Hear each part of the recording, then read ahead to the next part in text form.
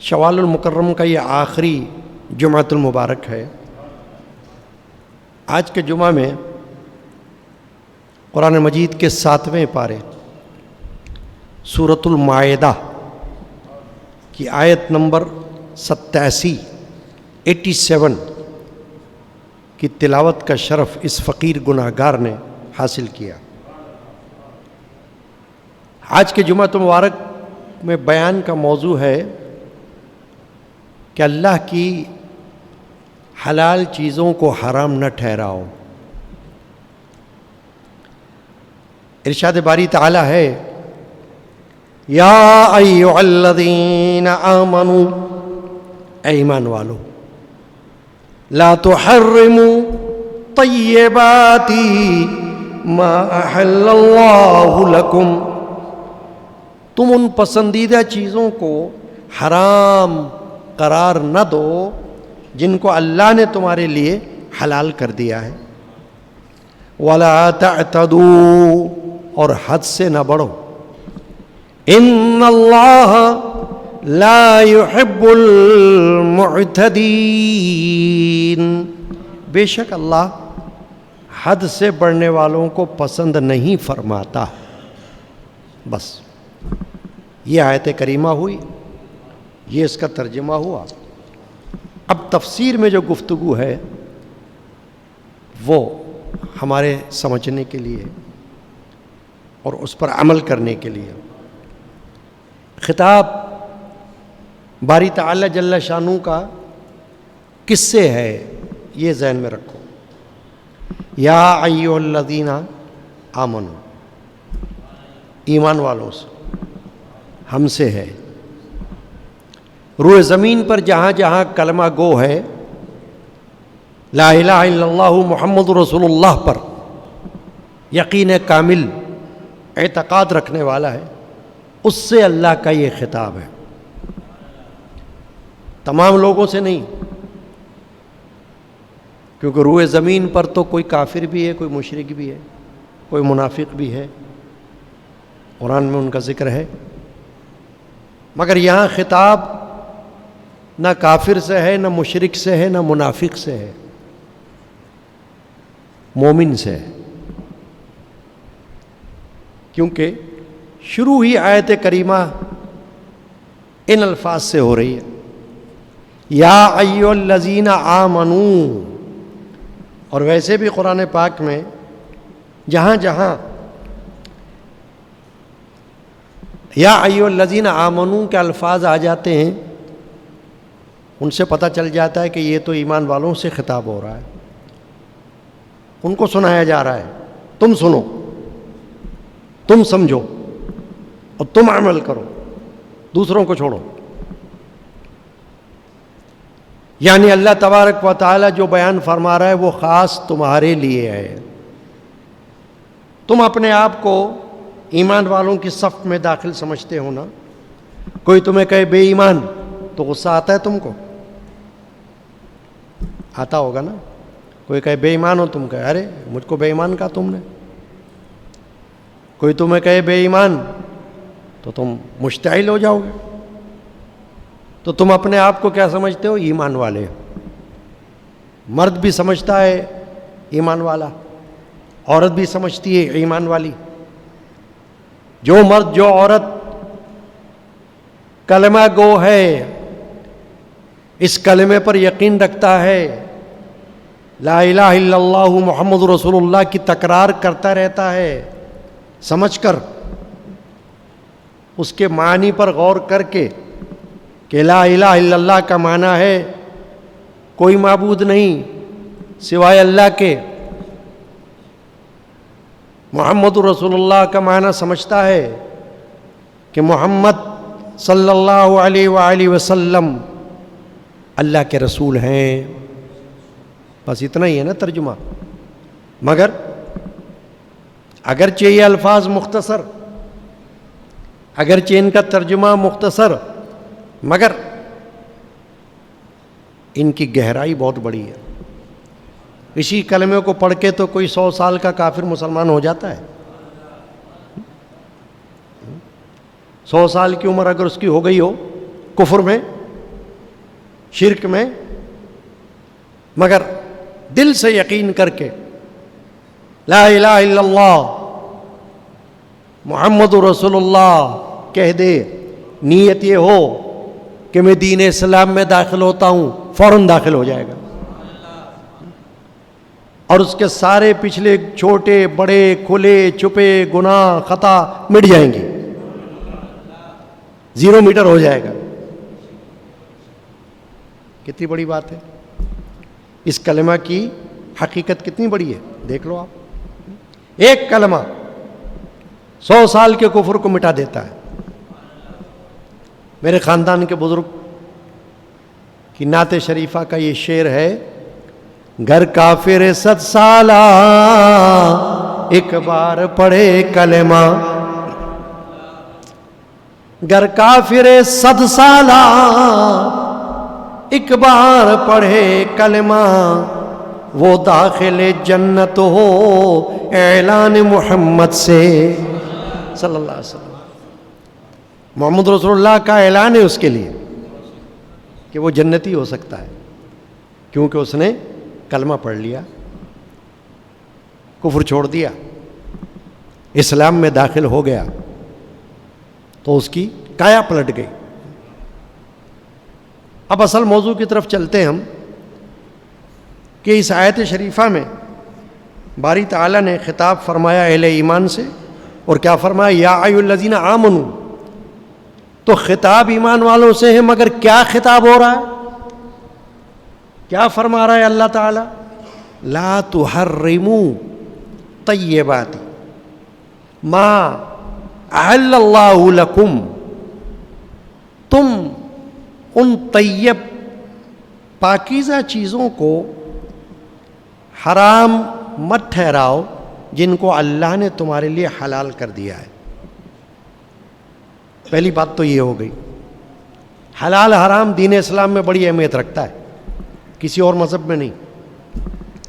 عیسائیت میں حلال حرام کا مسئلہ نہیں، یہودیت میں حلال حرام کا مسئلہ نہیں، ہندو مت میں حلال حرام کا مسئلہ نہیں، پارسی مذہب میں حلال حرام کا مسئلہ نہیں، بدھ مت میں حلال حرام کا مسئلہ نہیں۔ جو مرضی ہے کھاؤ، جو مرضی ہے پیو، جو مرضی ہے استعمال کرو، نہ حلال نہ حرام، کچھ بھی نہیں، بس زندگی گزارو۔ مگر اسلام میں ایسا نہیں ہے۔ اسلام میں آپ کو قدم قدم پر دیکھنا پڑے گا، کھانے کے لیے حلال، پینے کے لیے حلال، پہننے کے لیے حلال، برتنے کے لیے استعمال کرنے کے لیے حلال۔ جہاں بھی شائبہ ہو کہ حرام ہے، رک جاؤ۔ ایک حدیث پاک میں نبی اکرم صلی اللہ علیہ وآلہ وسلم نے فرمایا، حلال بھی واضح ہے اور حرام بھی واضح ہے، اور کچھ مشکوک چیزیں ہیں تو ان سے بچو، یعنی جن کے بارے میں باضابطہ نام لے کر نہ حلال کیا گیا نہ حرام کیا گیا، تو دیکھو کہ شک و شبے والی ہیں تو ان کو چھوڑو، لیکن اگر ثابت ہے کہ نہیں صحیح ہیں تو استعمال کرو، کیونکہ اللہ تبارک و تعالی نے زیادہ تر چیزوں کو حلال رکھا ہے، حرام ان میں سے ہے۔ تو وہ جو حرام ہے اس کو قرآن مجید میں بھی اللہ نے واضح کر دیا۔ مثلا قرآن میں آ گیا شراب حرام، سور حرام، مردار حرام، تو یہ تو واضح ہو گئی نا بات۔ مگر کچھ چیزیں قرآن میں نام لے کر نہیں آئیں، مگر احادیث میں آ گئیں۔ تو مسلمان مرد مسلمان عورت صرف قرآن کا پابند نہیں ہے کہ وہ کہے بس مجھے تو قرآن سے دکھا دو، بس بس بس بس بس، حدیث کی بات نہیں کرنا بھائی، جاہل آدمی ہے، حدیث کی بات نہیں کرنا بھائی۔ حدیث کیا ہے؟ رسول اکرم صلی اللہ علیہ وسلم کا فرمان، اور قرآن میں اللہ نے فرمایا اطیعوا اللہ و اطیعوا الرسول، اللہ کی اطاعت کرو، رسول کی بھی اطاعت کرو۔ تو رسول اگر کوئی چیز کے بارے میں فرما دیں یہ حلال ہے تو سمجھو حلال ہے، تمہیں نہیں پتا ہوگا مگر اللہ کے رسول نے بتا دیا۔ رسول اگر کسی چیز کے بارے میں کہتے حرام ہے تو یقین جان لو حرام ہے، بھلے تمہیں نہیں معلوم، تمہیں تو رسول سے پتہ چل رہا ہے کہ حلال ہے یا حرام ہے، مان لو اس کو، کیونکہ رسول اللہ صلی اللہ علیہ وسلم کا فرمان حجت ہے، اتھارٹی ہے دین پر۔ جب رسول پاک صلی اللہ علیہ وسلم کا ارشاد آ جائے تو کسی کی بات نہیں چلتی وہاں، کوئی کتنا ہی بڑا عالم ہو لیکن واضح حدیث کے مخالف ہو تو اس کی بات نہیں مانی جائے گی۔ بھلے وہ کہے بھائی میں تو بہت بڑا عالم ہوں، بڑا مفتی ہوں، بڑا شیخ ہوں، لیکن اگر قرآن اور حدیث کے مقابل مخالف وضاحت ہو جائے کہ یہ مقابل آ رہا ہے، یہ مخالف آ رہا ہے، تو اس بات کو چھوڑو۔ اب کیا معلوم ہوا کہ ایک طرف قرآن ایک طرف حدیث، جو بات قرآن سے معلوم ہو رہی ہے حلال وہ بھی حلال ہے، جو بات قرآن سے نہیں معلوم ہو رہی ہے حلال ہے مگر حدیث سے معلوم ہو رہی ہے حلال ہے وہ بھی حلال ہے، جو بات قرآن سے معلوم ہو رہی ہے حرام ہے وہ حرام ہے، اور حدیث سے بھی معلوم ہو رہی ہے حرام ہے تو بھی حرام ہے۔ اور کوئی بات اگر قرآن میں نہیں لکھی کہ یہ حرام ہے، حدیث میں حضور نے فرما دیا یہ حرام ہے تو حرام ہو گیا۔ بہت سارے جانور ہیں، پرندے ایسے ہیں جن کا ذکر قرآن میں نہیں ہے کہ وہ حرام ہے، مگر اللہ کے رسول صلی اللہ علیہ وسلم نے فرما دیا۔ حشرات الارض، زمین پر رینگنے والے کیڑے مکوڑے، ان کے نام قرآن میں نہیں آئے کہ یہ حرام ہے یا حلال ہے، مگر رسول اللہ صلی اللہ علیہ وسلم نے فرما دیا حرام ہے، تو جب حرام ہے تو حرام ہو گیا۔ گدھے کا گوشت قرآن میں نہیں آیا کہ حرام ہے، مگر اللہ کے رسول نے فرمایا حرام ہے، تو اب کوئی قرآن میں ڈھونڈتا رہے اور یہ کہے کہاں ہے قرآن میں حرام ہے، میں تو کھاؤں گا، تو جا کھا، کون روکتا ہے تجھے؟ اگر تو رسول اللہ صلی اللہ علیہ وسلم کی ہدایت پر عمل نہیں کرتا تو جان، لیکن اللہ کے رسول نے جو کچھ فرما دیا حلال کے بارے میں، حرام کے بارے میں، وہ حلال بھی ہے، اور جس کو کہا حرام تو وہ حرام ہے۔ ما آتاکم الرسول فخذوہ، قرآن میں اللہ نے فرمایا ایک شرعی مسئلہ، اصل ہر چیز کی، اللہ کے رسول تمہیں جو دیں وہ لے لو۔ ما آتاکم الرسول فخذوہ وما نہاکم عنہ فانتہوا، اور جس چیز سے تمہیں روک دیں رک جاؤ۔ تو یہ اللہ فرما رہا ہے نا، یہ نہیں فرما رہا ہے اللہ جس سے روکے تو رک جاؤ۔ ذرا غور کرنا ہے اس بات پر، بھئی اللہ تو روکنے والا ہے ہی، مگر اللہ یہ فرما رہا ہے میرا رسول جس چیز سے روک دے تو رک جاؤ، تاکہ پتہ چل جائے رسول بھی اتھارٹی ہے، میرا رسول بھی حجت ہے، رسول کی بات کو ہلکا مت لینا، رسول کی بات کو معمولی مت سمجھنا۔ اسلامی تعلیمات کے ماخذ، سب سے پہلا ماخذ کون سا ہے؟ سورس قرآن، اس کے بعد حدیث، یعنی ایک تو تعلیم آپ لیں گے قرآن سے اولین حیثیت میں، اور دوسرے نمبر پر آپ تعلیم لیں گے حدیث سے۔ حدیث تشریح کرتی ہے نا، قرآن کی بھی تشریح حدیث نے کی ہے، قرآن کو قرآن بتانے والی حدیث ہے۔ ہمیں کیسے پتا کہ قرآن ہے؟ آپ کو کیسے پتا قرآن ہے؟ مجھے کیا معلوم یہ قرآن ہے؟ صحابہ کو کیا معلوم یہ قرآن ہے؟ نہیں معلوم نا۔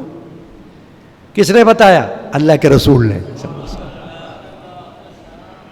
اللہ کے رسول نے صحابہ کو بتایا قرآن ہے تو پتہ چلا قرآن ہے، اللہ کے رسول نے اہل بیت کو بتایا کہ قرآن ہے تو معلوم ہوا قرآن ہے، اور پھر ہم تک پہنچا کہ یہ قرآن ہے تو معلوم ہوا یہ قرآن ہے۔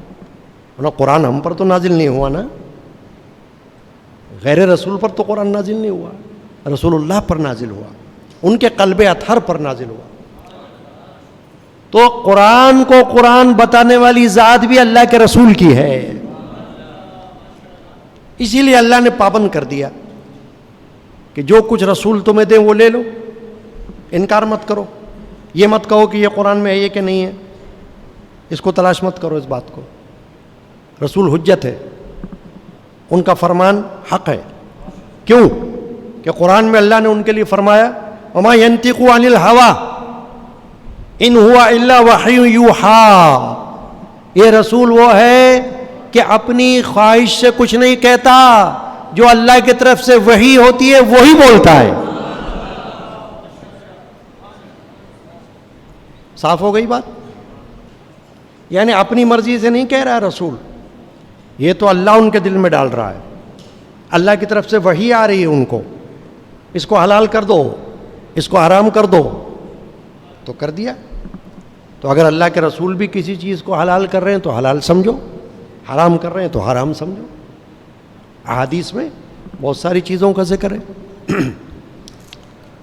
کبھی کبھی اللہ کے رسول نے کسی خاص کے لیے کسی چیز کو حلال کر دیا، سب کے لیے نہیں کیا۔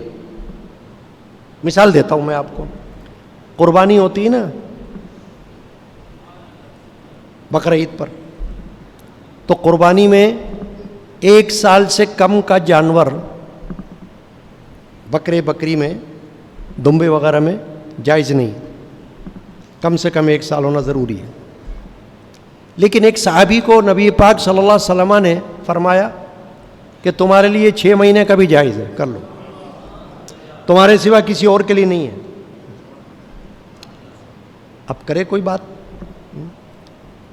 بھائی، اس کے لیے کر دیا حضور نے جائز، تو یہ اللہ کے رسول ہیں، جس کے لیے جو جائز کر دیں، جس کے لیے جو حلال کر دیں، اور ساتھ میں یہ فرماتے ہیں کہ تمہارے لیے ہے کسی اور کے لیے نہیں ہے، تو مخصوص ہو گیا اس کے لیے، ہر ایک کے لیے نہیں، اس پر عمل جائز ہے، اس کو کوئی گناہ نہیں ہوگا۔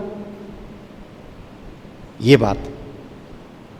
اب چلیں آگے کیا بات ہو رہی ہے، لا تحرموا طیبات ما احل اللہ لکم، اللہ فرما رہا ہے کہ تم ان طیب چیزوں کو، پاک چیزوں کو، حلال چیزوں کو جن کو اللہ نے حلال کر دیا، اپنی طرف سے حرام مت کرو۔ اب یہ اپنی طرف سے حرام کرنا کیا ہے کہ ایک چیز بالکل جائز ہو، حلال ہو، اس کو حرام کرنے کی 1 سے زیادہ صورتیں ہیں، شکلیں۔ کیسے؟ ایک حرام کرنا یہ ہے کہ اعتقاد، عقیدہ یہ رکھے کہ یہ حرام ہے میرے لیے، اور ہے وہ حلال، تو یہ منع ہے، گناہ ہے، کیونکہ اللہ نے اس کو حلال کر دیا، تم اسے عقیدے کی روح سے حرام کیسے کرتے ہو؟ مثلا جانور، جو حلال جانور ہے وہ حلال ہے، اور جو حرام ہے وہ حرام ہے۔ اب جو حلال جانور ہے جس کے بارے میں واضح ہے، کوئی دو رائے نہیں، متفقہ مسئلہ ہے کہ یہ تو حلال ہے، بھائی مسلمان کے لیے سور حرام ہے نا، تو وہ تو حرام ہے، اس پہ کوئی دو رائے نہیں، وہ حرام ہوگا۔ لیکن باقی جانوروں میں سے جو حلال ہیں، چوپائے، وہ حلال ہیں، مرغی حلال، بکرا حلال، دمبا حلال، بھیڑ حلال، گائے حلال، بھینس حلال۔ اب اگر کوئی عقیدتاً یا اعتقاداً، عقیدے کے روح سے اس کو کہہ دے یہ حرام ہے میرے لیے، تو یہ منع ہے، حرام نہیں ہے، کیونکہ اس کو اللہ نے حلال کیا ہے۔ جسے اللہ نے حلال کر دیا، کسی کو اجازت نہیں دی کہ وہ اس کو حرام کرے۔ حلال و حرام کا اختیار یا اللہ کے پاس ہے یا اللہ کے رسول کے پاس۔ یا آپ کو حدیث میں ملے گا یہ حرام ہے، قرآن میں ذکر نہیں آیا تو اسے سمجھ لو کہ حرام ہے، یا حدیث میں ذکر آیا کہ حلال ہے، قرآن میں نام نہیں آیا اس کا، تو سمجھ لو کہ حلال ہے۔ یا قرآن میں آ گیا کہ حلال ہے تو حلال ہے، قرآن میں آ گیا کہ حرام ہے تو حرام ہے، بس۔ اور ایک صورت حرام کرنے کی یہ ہے کہ جانور تو حلال ہے، مگر جس طریقے سے حاصل کیا گیا اس طریقے نے اس کو حرام کر دیا، تو وہ حرام ہو جائے گا۔ مثلا ایک چیز، ایک جانور حلال ہے، بکرا حلال ہے، لیکن کسی نے چوری کر لیا، اب اس کے لیے کیا ہوگا؟ وہ حلال ہوگا؟ نو. کوئی لاکھ کہے بھائی بکرا تو حلال ہے نا دین میں. بھائی بکرا دین میں حلال ہے مگر اس کے لیے حلال نہیں ہے، اس نے چوری کیا ہے. اس کا ہر گوشت اس کے لیے حرام ہو جائے گا کیونکہ اس نے کسی کا بکرا چوری کیا ہے. تو اگرچہ وہ حلال ہے مگر چونکہ چوری کر لیا گیا تو حرام ہو گیا. دیکھیے مال کماتے ہیں نا ہم، کوئی نوکری کر رہا ہے، کوئی کاروبار کر رہا ہے، کوئی دکان کر رہا ہے، بزنس کر رہا ہے، کچھ بھی کر رہا ہے، رزق حلال کما رہا ہے، حلال ہے. چاہے 1 کماؤ چاہے 1 کروڑ کماؤ، حلال ہے. لیکن آپ نے کسی کا مال چرایا تو وہ چاہے 1 ذرہ ہی ہو وہ حرام ہو گیا. یہ اس کی کیفیت سمجھنے کے لیے کہ تھا تو وہ حلال، روپیہ حلال ہے، مال حلال ہے، مال کمانا منع نہیں ہے، لیکن جو مال رشوت سے کمایا، جو مال لوٹ مار سے کمایا، جو مال ڈاکے سے کمایا، جو مال قبضہ کر کے کمایا، غصب کر کے کمایا، وہ ذرہ بھی ہو تو حرام ہے. تو یہ حرام ہو گیا. تو باری تعالی جل شانہ و نوالہ نے ارشاد فرمایا کہ اللہ نے تمہارے لیے جو پاکیزہ چیزیں حلال کر دی ہیں ان کو اپنے لیے حرام مت کرو. خود حلال کو حلال سمجھو، حلال کو حلال رہنے دو، حلال کو حلال کے طریقے سے استعمال کرو. یعنی کہ وہ چیز خواہ کھانے کی ہو، چاہے پینے کی ہو، چاہے پہننے کی ہو، استعمال کرنے کی، برتنے کی ہو، وہ جو بھی ہو، اگر اس کے بارے میں واضح ہے کہ یہ حلال ہے تو بس حلال ہے. وہ مرد کے لیے بھی حلال ہے، وہ عورت کے لیے بھی حلال ہے. اپنی طرف سے کسی کو حرام کرنے کا اختیار اللہ نے نہیں دیا. یہ اختیار صرف اللہ اور رسول کے پاس. یہ شریعت اسلامی ہے. ما احل اللہ لکم میں اللہ نے واضح کر دیا، اللہ نے تمہارے لیے حلال کیا ہے، اللہ نے کیا حلال تو اس کو حلال سمجھو. اب دیکھیے ایک حدیث پاک آتی ہے سمجھنے کے لیے. آیت کا شان نزول علماء فرماتے ہیں کہ آیت نازل کیوں ہوئی. نازل اس لیے ہوئی کہ ایک صحابی ہوئے حضرت عثمان بن مظعون رضی اللہ تعالی عنہ. ایک تو ہے عثمان غنی، عثمان بن عفان خلیفہ امیر المؤمنین، وہ نہیں، عثمان بن مظعون جلیل القدر صحابی، حضور اکرم صلی اللہ علیہ وسلم کے رضائی بھائی، دودھ شریک بھائی جس کو کہتے ہیں نا، یہ وہ ہیں عثمان بن مظعون. ایسے صحابی کہ جو مجاہد بھی ہوئے دین اسلام میں، ہجرت بھی فرمائی، اور جنت البقیع میں پہلے سب سے پہلے دفن ہونے والے یہی عثمان بن مظعون ہیں. جنت البقیع میں سب سے پہلی قبر ان کی بنی، اور رسول پاک صلی اللہ علیہ وسلم ان کی وفات پر روئے.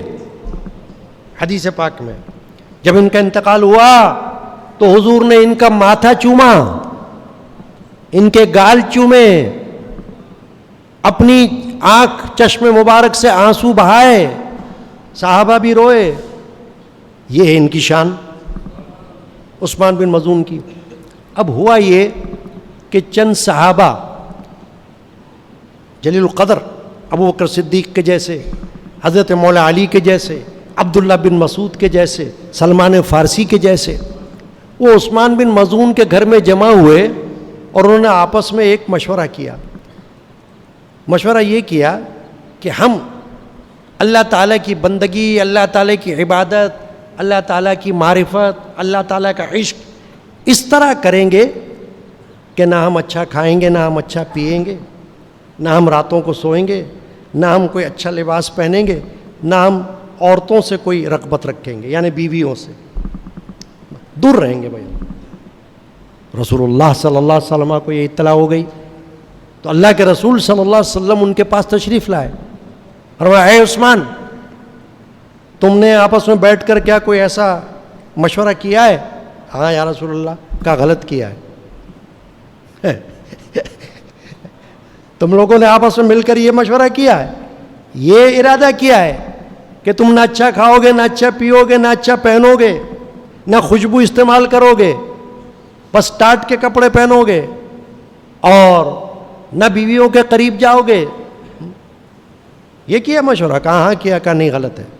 حضور نے فرمایا میرا اسوہ حسنہ, میری سیرت یہ ہے کہ میں اچھا کھاتا بھی ہوں, اچھا پیتا بھی ہوں, خوشبو بھی استعمال کرتا ہوں, اور میں نکاح بھی کرتا ہوں, اور بیویاں بھی رکھتا ہوں. میری سیرت کو اپناؤ, یہ دین ہے. فرمایا تقویٰ اس میں. جو تم نے فیصلہ کیا ہے یہ رہبانیت ہے.